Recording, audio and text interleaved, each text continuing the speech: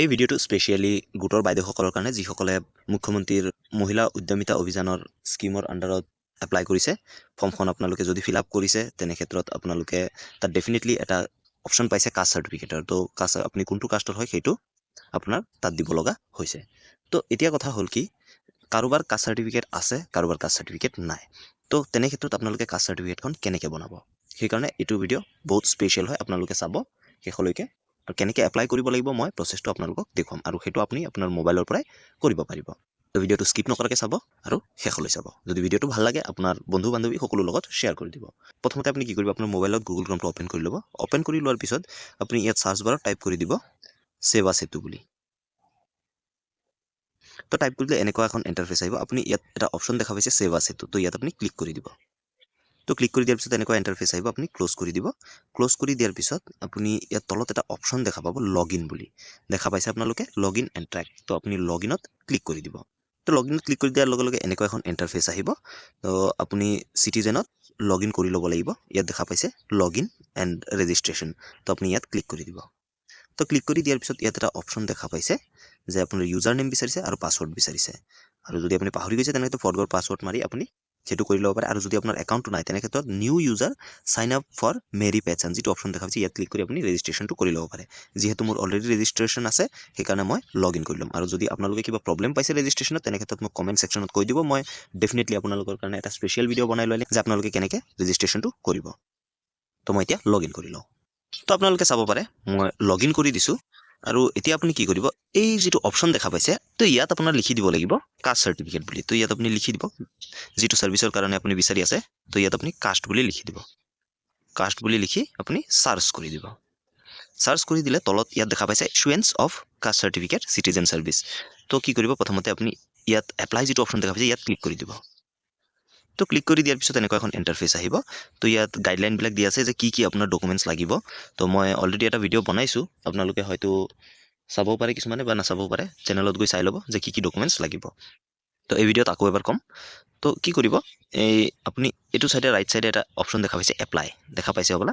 তো ইয়াত আপুনি ক্লিক কৰি দিব। তো ক্লিক কৰি দিয়াৰ পিছত এনেকুৱা এখন ইণ্টাৰফেচ আহি যাব। তো ইয়াত আপুনি কি কৰিব, তললৈ যাব।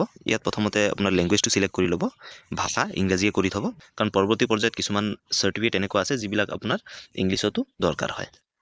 তাৰপিছত আপুনি কি কৰিব, ইয়াত এপ্লিকেশ্যন ফৰ, তো ইয়াত আপুনি ক্লিক কৰি দিব। ক্লিক কৰি দিয়াৰ পিছত কি কৰিব, ইয়াত যোনটো কাষ্টৰ হয় সেইটো আপুনি দি দিব। ধৰিছে আপুনি OBC হয় তো আপুনি OBC দি দিব। যদি আপুনি SC ST যিকোনো হয় সেইটো কাষ্টৰ আপুনি দি দিব। তাৰপিছত ইয়াত আপোনাৰ নামটো দি দিব, নেম অফ দ্য এপ্লিকেণ্ট, আবেদনকাৰী নাম। ইয়াত আপোনাৰ নামটো দি দিব। তাৰপিছত ইয়াৰ পৰা আপোনাৰ জেণ্ডাৰটো চিলেক্ট কৰি ল'ব, আপুনি মেল হয় ফিমেল হয় সেইটো আপুনি চিলেক্ট কৰি দিব।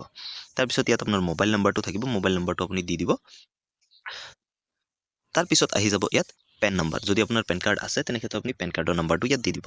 আৰু ইয়াত আপোনাৰ ইমেইল আইডিটো দি দিব। ইমেইল আইডিটো দি দিয়াৰ পিছত আপুনি কি কৰিব, ইয়াত আপোনাৰ ভোটাৰ ID কাৰ্ডৰ যদি নাম্বাৰ আছে তেনে ক্ষেত্ৰত আপোনাৰ ভোটাৰ ID কাৰ্ডৰ নাম্বাৰটো দি দিব। তাৰপিছত ইয়াত ডেট অফ বাৰ্থটো দি দিব। ডেট অফ বাৰ্থটো আপোনাৰ জন্ম তাৰিখ যিটো হয় সেইটো আপুনি ইয়াত দি দিব। তাৰপিছত ইয়াত ফাদাৰ্ছ নেম দি দিব, আপোনাৰ দেউতাৰ নামটো আপুনি দি দিব। ইয়াত মাদাৰ্ছ নেমটো দি দিব। দি দিয়াৰ পিছত আপুনি কি কৰিব, ইয়াত কাষ্ট ট্ৰাইব কমিউনিটি, আপুনি যদি ধৰক এতিয়া OBCৰ হয় তেনে ক্ষেত্ৰত আপোনাৰ বহুতকেইটা চাব কাষ্ট আছে, যেনেকৈ ধৰি লওক কোচ ৰাজবংশী আছে, কুমাৰ, ৰুদ্ৰ, পাউল। তো ঠিক তেনেদৰে SCৰো আছে STৰো আছে। তো সেইকাৰণে আপুনি কি কৰিব, আপুনি যোনটো হেৰিৰ হয় কমিউনিটিৰ হয় সেইটো আপুনি দি দিব। তাৰপিছত চাবকাষ্ট যদি আপোনাৰ আছে তেনেকৈ দি দিব। ধৰি লওক এতিয়া কোচ ৰাজবংশীৰ চাবকাষ্টৰ হয়, কোচ ৰাজবংশী বা কোচো হ'ব পাৰে, তো সেইটো আপুনি দি দিব। দি দিয়াৰ পিছত আপুনি কি কৰিব, ইয়াত আপোনাৰ এড্ৰেছটো ভালকৈ দি দিব। আবেদনকাৰীৰ ঠিকনা দেখা পাইছে, এড্ৰেছ 1 এড্ৰেছ 2, তো ঘৰৰ নাম্বাৰটো দি দিব। ইয়াত আপোনাৰ ৰাজ্যটো দিব, ইয়াৰ পৰা আপুনি ডিষ্ট্ৰিক্টটো চিলেক্ট কৰি ল'ব, আপুনি যোনটো ডিষ্ট্ৰিক্টৰ হয় সেইটো আপুনি চিলেক্ট কৰি ল'ব। তাৰপিছত ইয়াত আপোনাৰ মহকুমা আপুনি দি দিব।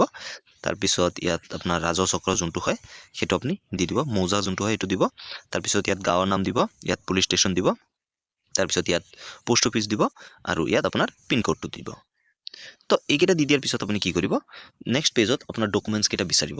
আপোনাৰ ফটো, আপোনাৰ গাঁওবুঢ়া প্ৰমাণপত্ৰ, তাৰপিছত দেউতাৰ আপোনাৰ কাষ্ট চাৰ্টিফিকেট আছে তেনে ক্ষেত্ৰত সেইটো দি দিব। আৰু নহ'লে আপুনি এটা কাম কৰিব লাগিব, আপুনি ৰিকমেণ্ডেশ্যন লেটাৰ এটা আপলোড কৰিব লাগিব। আৰু যিকেইটা ডকুমেণ্টছ আপুনি আপলোড কৰিব গোটেইকেইটা ডকুমেণ্টছ আপোনাৰ PDF ফৰ্মেটত হ'ব লাগিব। যদি আপুনি আপোনাৰ ফটোটো PDF ফৰ্মেটত কনভাৰ্ট কৰিব নাজানে তেনে ক্ষেত্ৰত সেইটোও কৈ দিব কমেণ্ট ছেকশ্যনত, মই ডেফিনেটলি আপোনালোকৰ কাৰণে এটা ভিডিঅ' বনাই দিম। তো সেইকেইটা ডকুমেণ্টছ দিব, আপোনাৰ ফটোটো দিব, আপোনাৰ ছিগনেচাৰটো দিব।